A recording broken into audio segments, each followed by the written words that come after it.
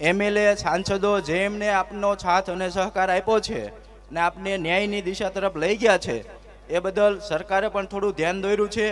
તો એ બદલ સરકારશ્રી ને જે આપણી લીગલ ટીમ અને અહીંની જે ભાવનગરની ટીમ છે, એ આવેલા તમામ આપણા વડીલો, મિત્રો, બહેનો, બાળકો, જે મીડિયા મિત્રો છે, જે સોશિયલ મીડિયા મિત્રો છે, એ બધાનો હું હૃદયપૂર્વક આભાર માનું છું.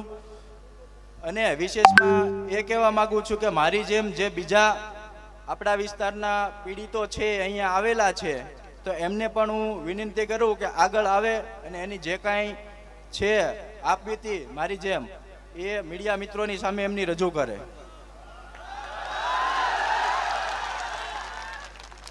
વધારે તો હું નથી કહેવા માંગતો, પણ જો કોળીનો દીકરો છું, એક કોળીના દીકરાને મારવા માટે 8-8 દાડિયા કરવા પડે અને એ પાછા એને છેતરીને લઈ જવો પડે. બાકી જો એની માનું ધાવણ યાદ કરાવી દઈએ, મોરે મોરો આવે તો. આપણે અહીંયા કોણ આવેલા છે? બધા મહેમાનો એ નહીં, આપણે પીડિત કોણ આવેલા છે, મીડિયા મિત્રોની સામે એમનું જે કાંઈ હોય રજૂ કરે. અને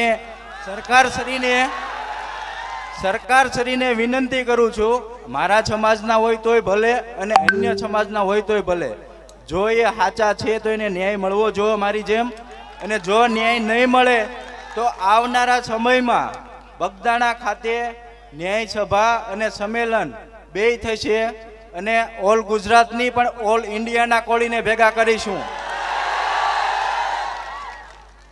એ ભાવનગર પોલીસ કે ગુજરાત સરકાર આની નોંધ લઈ મારી રિક્વેસ્ટ છે કે જે મારી જેમ પીડિત છે એમને પણ ન્યાય મળવો જોઈએ.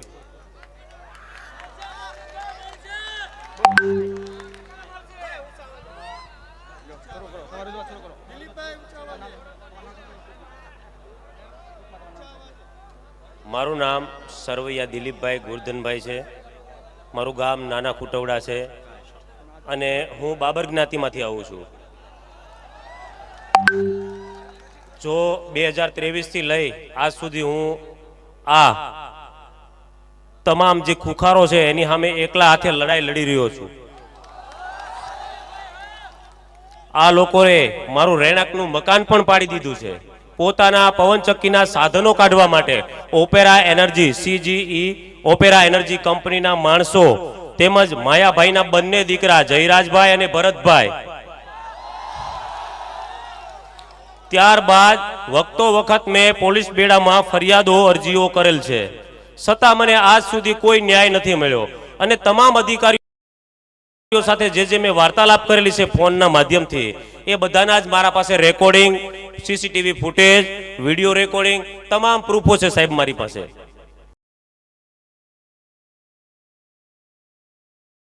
અને વખતો વખત અરજી ફરિયાદો કરી છે, છતાંય પવનચક્કીના જે કાંઈ આગલા પોઈન્ટો છે ત્યાં એના સંસાધનો લઈ જવા માટે મેં મારું મકાન પાડી દીધા પછી પણ ત્યાં મારા જે બેલા અને છાપરું પાછું બનાવ્યું રાડા બાડા નાખીને, તો એ લોકો રાત્રે આવે છે ટુકડીઓ સાથે અને મારું અપહરણ પણ કરે છે આ લોકો.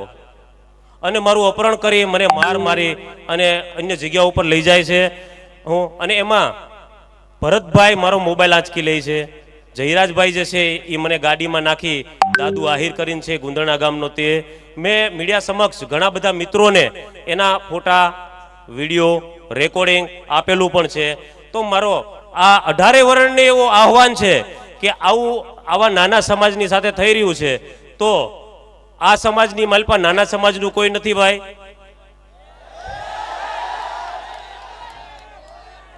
તો મારા જેવા નાના માણસનું આ લોકોએ જો મકાન પાડી દીધું હોય, અપહરણ કરી લીધું હોય અને મને 15 દિવસ સુધી બગદાણા પોલીસ સ્ટેશનના બેડામાં બેસાડી અલગ અલગ આટીઘૂટીવાળા પ્રશ્નો કરી આજ દિન સુધી મારી ફરિયાદો દાખલ નથી કરી સાહેબ. નામ જોગ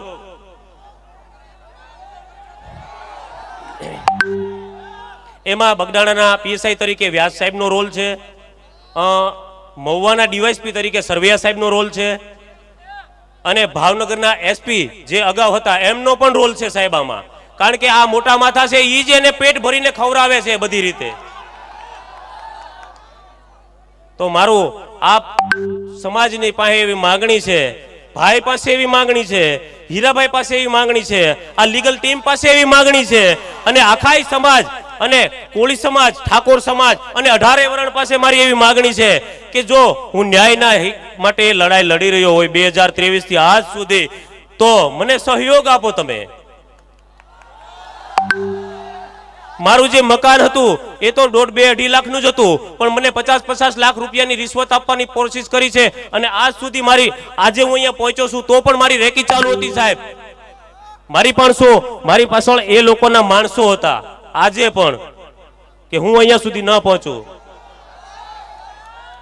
તો મારું સર્વ સમાજને એટલું જ કહેવાનું છે કે ન્યાય માટે કોઈ પણ સમાજનો વ્યક્તિ હોય 18 વર્ણમાંથી, જો આવા અસામાજિક તત્વોને સરકાર સાવરતી હોય તો આવા અસામાજિક તત્વોની ફણ માથે પગ સરકારે અને આપણા જેવા આજે જાગૃત નાગરિકો, તમારો જે સમાજ એકત્રિત થયો છે ને, એને પગ રાખવાની જરૂર છે.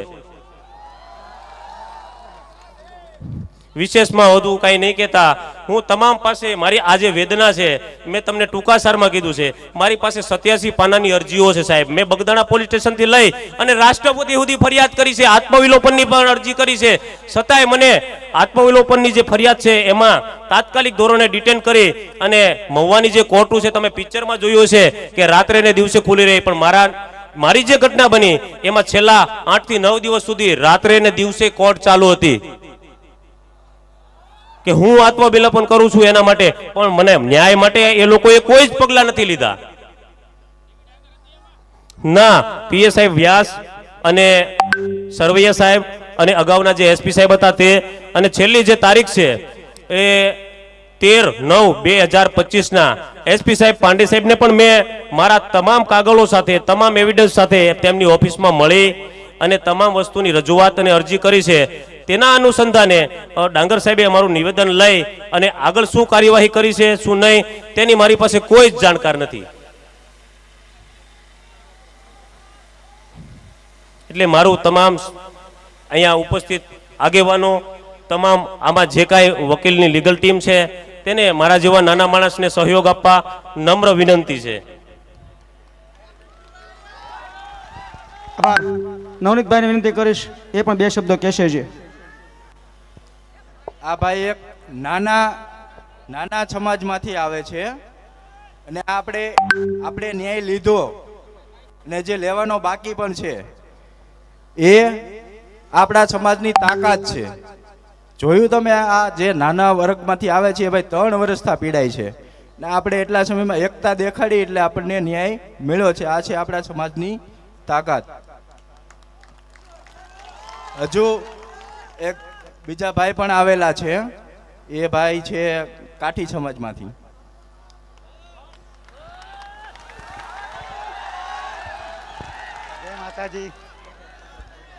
જય માતાજી બધાને. હું રાજુલાથી જતુભાઈ વીરાભાઈ દાખલા.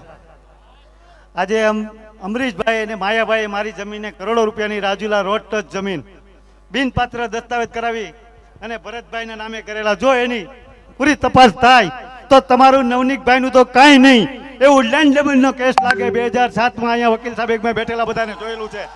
પૂરી તપાસ કરાવો એવી હું તમારી પાસે આજે ઓલું કરું છું. જો કે ઓલી જમીન અમારા આધાર પુરાવા નાશ કર્યા છે. આજે 2007 થી જમીનનો કબજો મારી પાસે છે. આ ત્રીજો દસ્તાવેજ, કોઈ ખાતેદાર નથી.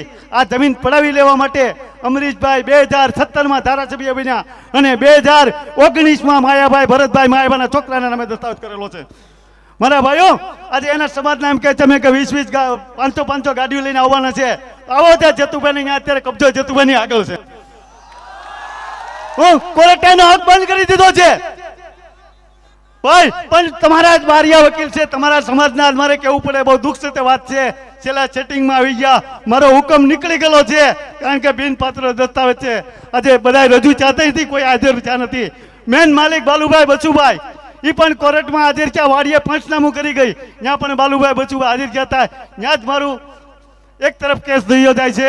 પણ છતાં આજે આ લોકોની એટલું નેટવર્ક ઊંચું છે કે આજે તમને કહું કે આજે કોઈને આમાં ખબર નથી પડવા દેતા. આજે પોલીસ ખાતું એનું. આજે હું તમને કહું છું કે નવનીતભાઈનું તેને ખાલી એટલું જ દુઃખ લાગ્યું હતું કે બરાબર કે એના બાપા પાસે માફી માંગી તે. હું એમ કહું છું કે માયાભાઈ ચોર છે, ચોર છે અને ચોર છે. માયાભાઈ ચોર છે. આજે મારા ભાઈઓ, આજે તમે એને સત્તા કરો.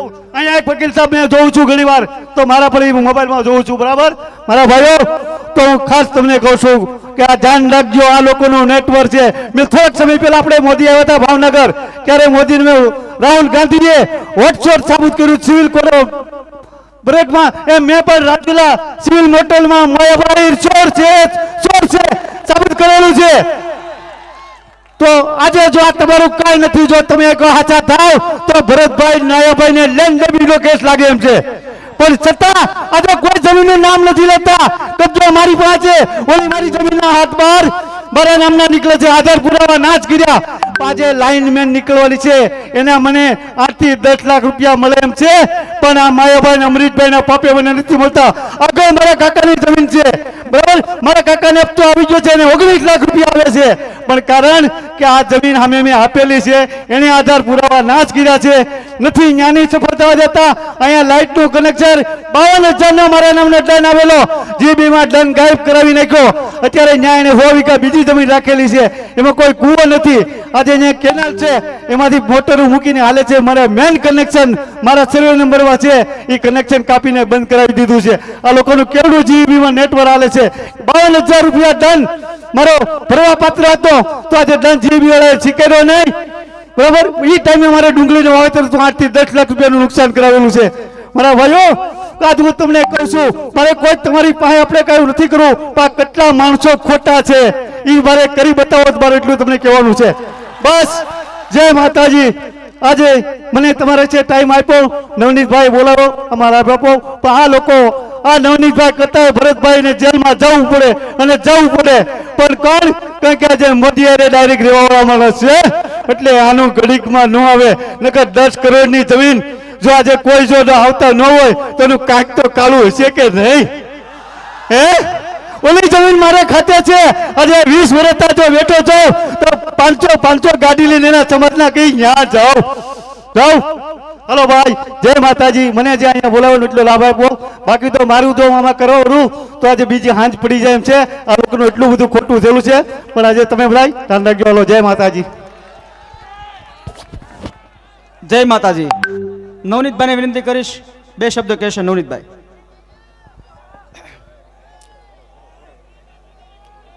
હવે સરકારશ્રીને હું વિનંતી કરું છું, જે આ લોકો પીડિત છે એને ન્યાય આપે. અને ખાસ કરીને જે દરેક જિલ્લામાંથી ગુજરાતના મારા સમાજના આગેવાનો પધાર્યા છે, એ બદલ હું બધાનો આભાર માનું છું.